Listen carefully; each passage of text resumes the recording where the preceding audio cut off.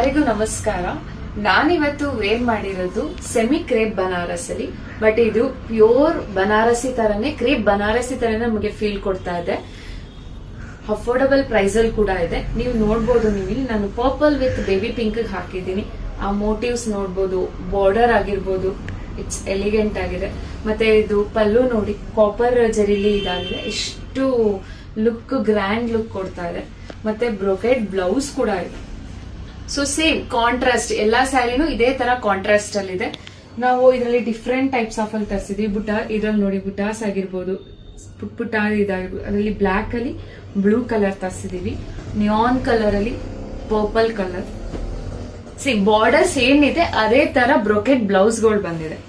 Pond's ಗೆ tomato red colour ತರಿಸಿದ್ವಿ, ಮತ್ತೆ mustard ಗೆ ಸೇಮ್ ರೆಡ್, ಬ್ಲಾಕ್ ಅಲ್ಲಿ ಪಾಂಡ್ಸ್ ಕಲರ್. ಸೊ ವಿಸಿಟ್ ಮಾಡಿ.